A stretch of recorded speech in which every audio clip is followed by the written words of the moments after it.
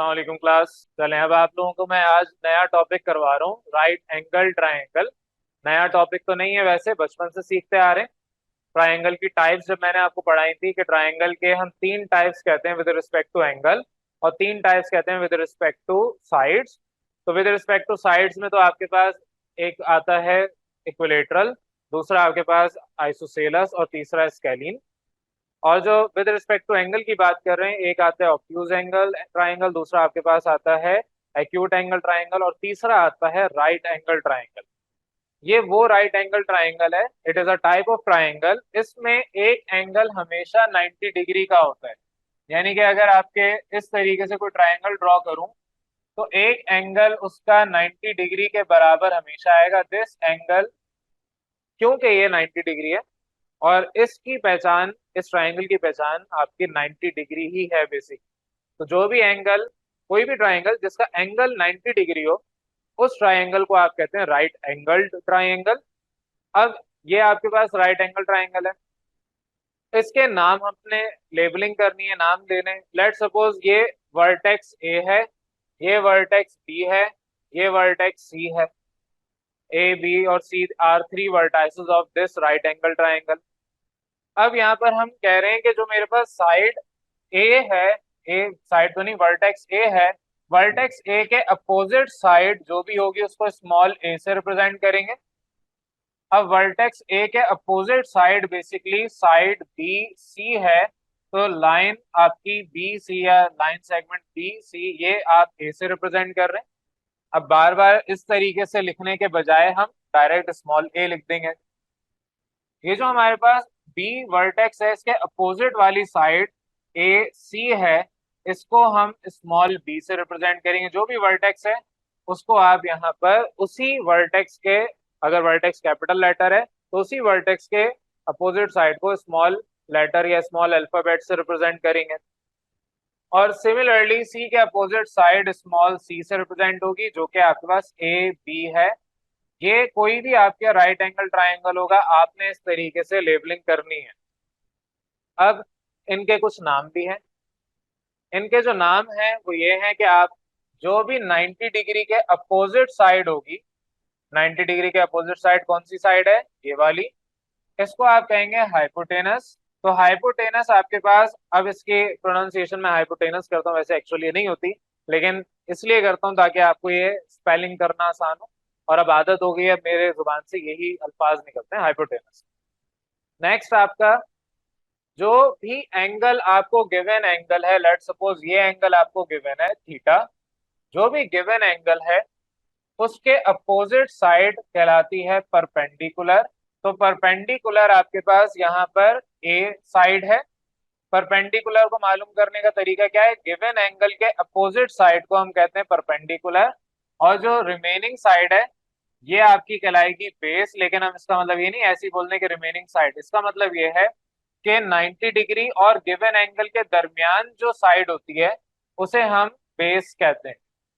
अब अगर मैं ट्रायंगल फॉर एग्जांपल चेंज कर रहा हूँ, ट्रायंगल तो खैर चेंज नहीं कर रहा, ट्रायंगल यही है ए बी सी, यहाँ पर 90 डिग्री है, लेकिन अब एंगल थीटा इधर आ गया, एंगल थीटा आपके पास यहाँ पर आ गया है। अगेन ए के अपोजिट साइड स्मॉल ए कहलाएगी, बी के अपोजिट साइड स्मॉल बी कहलाएगी, सी के अपोजिट साइड स्मॉल सी कहलाएगी। ये चीजें चेंज नहीं हो रही। चेंज क्या हुआ है, गिवन एंगल। गिवन एंगल जो चेंज हो गया, अब ये वाली जो साइड है, इस साइड को हम कहते हैं एडजेसेंट साइड। ये आपकी एडजेसेंट साइड है। एडजेसेंट साइड को हम कौन सी साइड कहते हैं, जो गिवन एंगल और 90 डिग्री के बीच में हो। तो गिवन एंगल और 90 डिग्री के दरमियान जो साइड है उसको हम एडजेसेंट साइड कहते हैं, और एडजेसेंट साइड को बेसिकली हम बेस कहते हैं। सिमिलरली जो आपके गिवन एंगल के अपोजिट साइड है उसे हम अपोजिट साइड ही कहते हैं। तो अपोजिट साइड या adjacent side with respect to क्या, with respect to given angle. तो गिवन एंगल के एडजेसेंट साइड ये है और गिवन एंगल के अपोजिट साइड ये है। और 90 डिग्री के अपोजिट साइड तो हमेशा हाइपोटेनस होगी, प्लस आपका यहाँ पर जो 90 डिग्री के अपोजिट साइड है वो हमेशा लॉन्गेस्ट साइड होगी। इसका एक सिंपल सा तरीका होता है, जो भी आपका एंगल है जो सबसे बड़ा है उसके अपोजिट साइड सबसे बड़ी होगी। 9th क्लास में थ्योरम पढ़ा है, लेकिन मुझे पूरा यकीन है आप लोगों ने नहीं पढ़ा था 9th में ये थ्योरम, तो अब समझ लें। जो भी गिवन एंगल है उसके अपोजिट साइड उतनी ही बड़ी या छोटी होगी। अब गिवन एंगल अगर सबसे बड़ा है, तीनों एंगल में सबसे बड़ा एंगल 90 डिग्री ही है, 90 डिग्री से बड़ा एंगल इन दोनों में किसी के पास नहीं हो सकता। वजह उसकी है कि आपने पढ़ रखा है कि sum of all angles, for example measure of angle A plus angle B plus angle C, ये तीन एंगल्स हैं, ये हमेशा 180 डिग्री के बराबर होने चाहिए। ये चीजें तो बेसिक पढ़ी हुई है, 9th क्लास में भी मैंने सिखाई थी। तो अगर एंगल सी 90 डिग्री है तो इन दोनों एंगल्स का सम 90 से बड़ा तो हो नहीं सकता, तो ये दोनों एंगल्स ही 90 से छोटे होंगे, क्योंकि इनका सम ही अगर 90 से बड़ा नहीं है। यानी अगर एक के पास 10 रुपए दूसरे के पास 20 रुपए, मैं कहूँ कि आपके पास 20 से ज्यादा पैसे हो ही नहीं सकते, तो बेशक कोई अपने पास 50 रुपए लेके आ जाए, लेकिन आपको यहाँ पर अगर चीज खरीदनी है तो 20 रुपए से ज्यादा महंगी चीज आप थोड़ी खरीदेंगे। मतलब अगर दुकान वाले से आपने 20 रुपए की चीज लेनी है, आप उसे 50 रुपए दे के थोड़ी आएंगे। एक चीज की वैल्यू ही 20 रुपए है, तो 20 रुपए में ही खरीद के आएंगे, 30 रुपए वापस लेके आएंगे। कोई पागल ही होगा जो 1000 रुपए देगा 20 रुपए की चीज के लिए। तो आपके पास यहाँ पर तीनों का एंगल का सम 180 के बराबर होना चाहिए। ये तो हमें पता है 90 डिग्री है एग्जैक्ट। बाकी दोनों एंगल्स 90 से छोटे होंगे, हो सकता है एक आपके पास 30 डिग्री हो सकता है एक आपके पास 60 डिग्री हो, या हो सकता है दोनों ही इक्वल 45 डिग्री के हो, या हो सकता है ये आपके पास लेट सपोज 55 डिग्री का हो, वैसे एग्जांपल दे रहा हूँ, ये 35 डिग्री का हो। कोई भी आप यहाँ पर कॉम्बिनेशन बना सकते हैं, इन तीनों का सम 180 डिग्री के बराबर ही आएगा। और किसी भी ट्राइंगल के लिए लाजमी है कि सम ऑफ ऑल एंगल्स कौन से, internal angles of the triangle must be equal to 180 degree. अब यहाँ पर क्योंकि लार्जेस्ट एंगल 90 डिग्री है, इधर देख लेना, सबसे लार्जेस्ट एंगल, तीन कंडीशंस मैंने बताई, तीनों में एक ही एंगल लार्जेस्ट है, तो इसके अपोजिट साइड भी लार्जेस्ट होगी, ये थ्योरम कहता है, और ये बाकायदा प्रूव भी किया था। तो बहरहाल लार्जेस्ट एंगल के अपोजिट साइड लार्जेस्ट होती है, लॉन्गेस्ट होती है, और hypotenuse is the largest side of the right angle triangle. ये भी पता चल गया, बेसिक डेफिनेशन में लिखवा नहीं रहा लेकिन मैंने बता दिए। हाइपोटेनस क्या है? The side which is opposite to 90 degree या the longest side of a right angle triangle, दोनों डेफिनेशन सेम है, करेक्ट है। बेस क्या है? The adjacent side of right angle triangle, adjacent side भी कौन सी है? Adjacent side of the given angle and the right angle. Perpendicular क्या है? परपेंडिकुलर वो साइड ऑफ द ट्राइंगल है which is opposite to the given angle. Definition आप खुद लिख लें, डिफाइन खुद कर लें। ये सारा आपके पास बेसिक काम है राइट एंगल ट्राइंगल का। अब कुछ चीजें आपको याद करनी है, फिर उसके बाद आप लोगों का नेक्स्ट मैं क्वेश्चन या टॉपिक स्टार्ट करवाऊंगा, इसके बाद तो नेक्स्ट टॉपिक करवाऊंगा बहरहाल। अब यहाँ राइट एंगल ट्राइंगल में हम इस्तेमाल करते हैं ट्रिग्नोमेट्रिक रेशो। ट्रिग्नोमेट्रिक रेशोज क्या है? ट्रिग्नोमेट्रिक रेशोज आपके पास जो भी साइड्स ऑफ द ट्राइंगल है उन साइड के रेशो की बात हो रही है।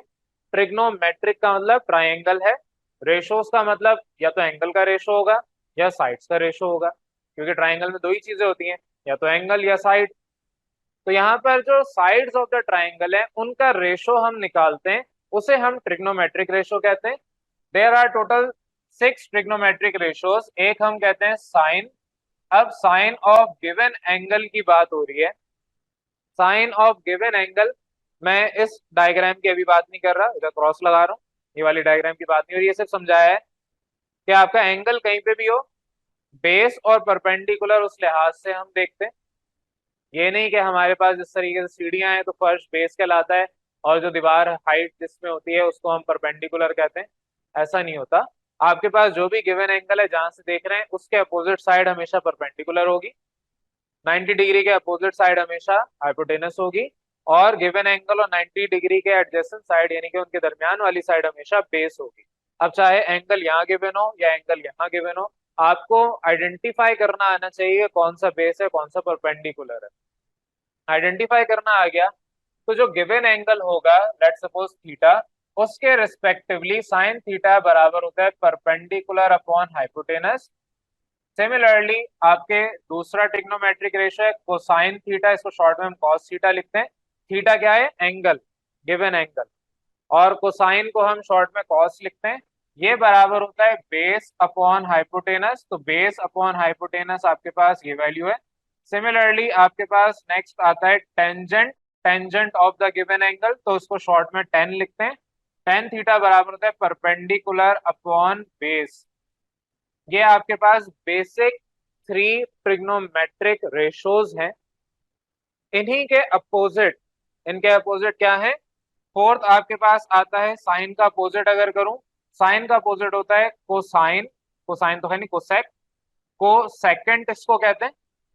ये आपके पास साइन कोसाइन टेंजेंट, ये को सेकेंड है, इसको हम शॉर्ट में कोसेक कहते हैं। कोसेक थीटा, थीटा आपका गिवन एंगल, ये इसका अपोजिट होता है, यानी कि हाइपोटेनस अपॉन परपेंडिकुलर। ये आपका कोसेक थीटा है, कोसेकेंड इसका पूरा नाम है। और फिर आपके पास यहाँ पर फिफ्थ आता है, फिफ्थ आपके नंबर पे इसके बाद आता है सेकंड, इसको हम शॉर्ट में सेक थीटा कहते हैं। ये आपके पास हाइपोटेनस अपॉन बेस होता है। ये आपको याद करने सारे। और लास्ट में आपका टेंजेंट के अपोजिट को टेंजेंट होता है, जिसको हम कॉट कहते हैं शॉर्टली। कॉट थीटा आपके पास बराबर होता है बेस अपॉन परपेंडिकुलर। तो अगर आप गौर करेंगे, आपके पास परपेंडिकुलर अपॉन हाइपोटेनस था साइन थीटा, इसको उलट दिया हाइपोटेनस अपॉन परपेंडिकुलर, ये आ गया साइन का उलट कोसेक थीटा। मैं फॉर्मूला मजीद आपको ड्राइव करवा सकता हूं, लेकिन ड्राइव करने की जरूरत नहीं है, सिर्फ लिख लें। फॉर्मूलाज आपके क्या हैं? आपके यहाँ पर साइन थीटा, मैं इधर इस तरीके से ही कर रहा हूं, साइन थीटा का अपोजिट होता है कोसेक थीटा, ये होता है वन अपॉन साइन थीटा के। सेकंड आपके पास आता है सेक थीटा, ये बराबर होता है वन अपॉन कॉस थीटा के। और थर्ड आपके पास आता है कॉट थीटा, और ये बराबर होता है वन अपॉन टेन थीटा के। ये वैल्यूज हैं आपकी। मजीद टेन थीटा आपका बराबर होता है, ये सारी वैल्यूज आपने साथ साथ नोट भी करनी है। टेन थीटा का फॉर्मूला होता है sine theta upon cos theta. और लास्ट मैं इधर थोड़ा सा इधर लिख देता हूँ, ये आपके पास लास्ट है कॉट थीटा, इसको आप टेन का उलट कह रहे हैं, तो ये आपका basically cos theta upon sine theta होता है। बिल्कुल एंड में मैंने लिख दिया। ये बेसिक पांच फॉर्मूले हैं, पांच तो खैर नहीं, छह ये फॉर्मूले, और उसके बाद आपने ये मजीद पांच, टोटल 11 फॉर्मूले जो याद करने। अब यहाँ पर आपके पास sine theta perpendicular upon hypotenuse.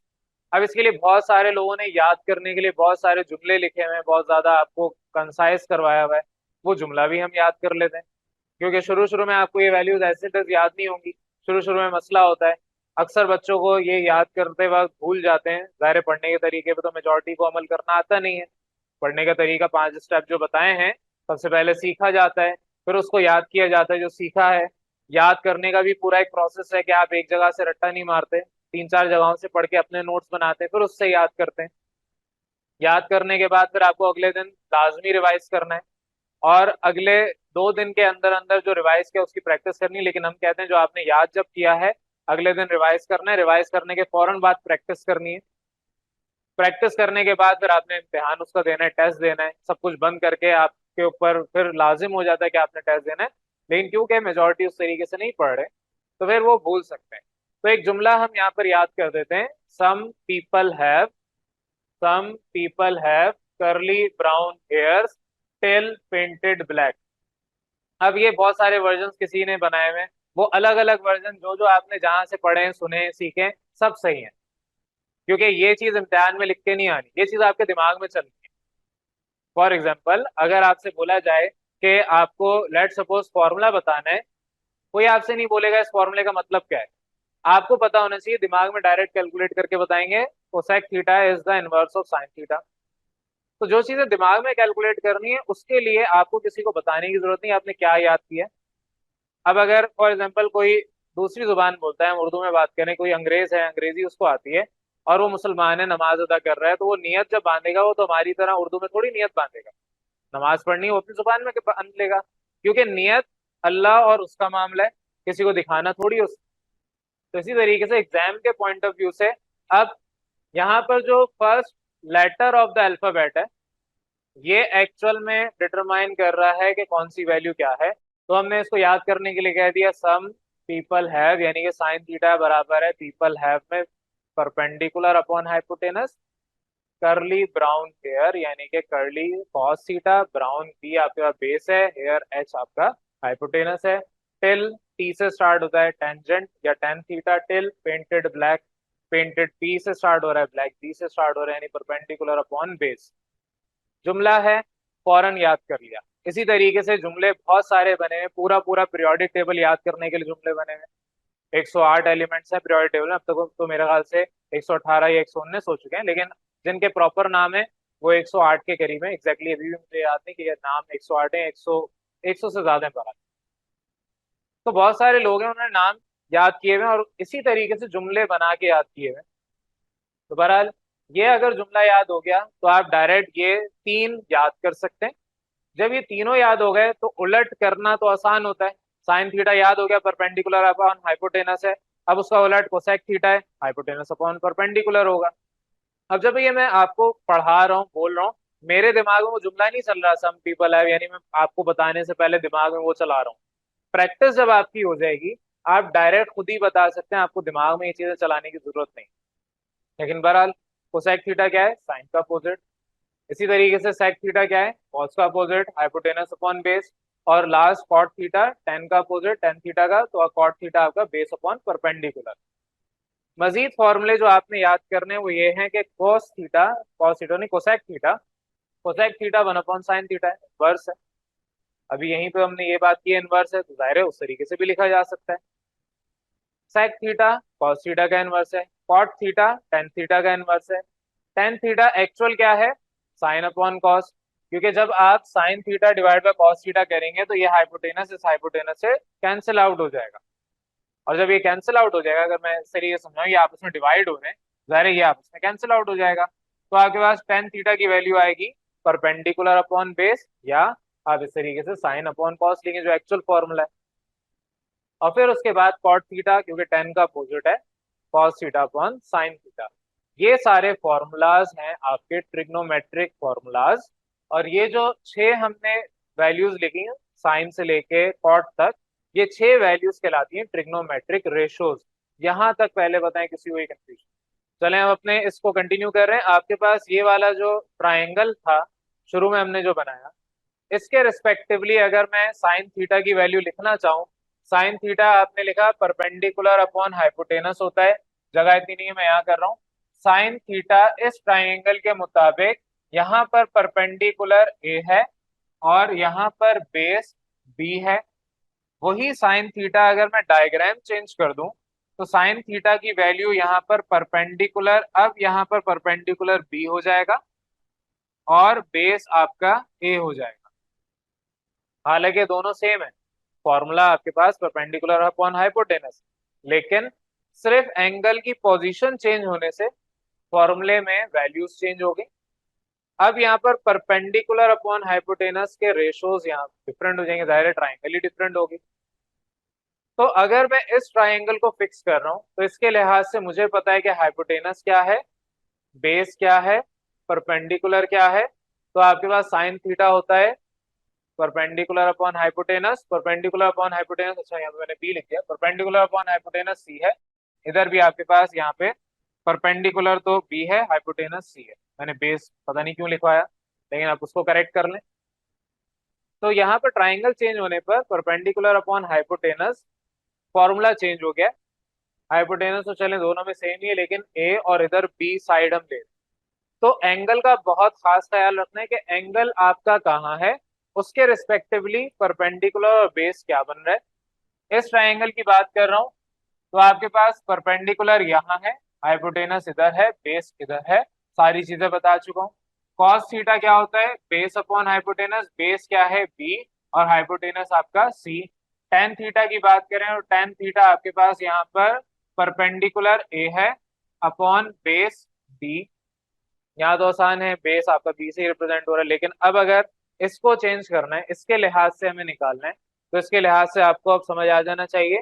यहाँ पर कर रहा हूँ आपके पास ये साइन थीटा तो मैंने लिख दिया। कॉस थीटा क्या होता है? कॉस थीटा आपके पास है बेस अपॉन हाइपोटेनस। बेस क्या है?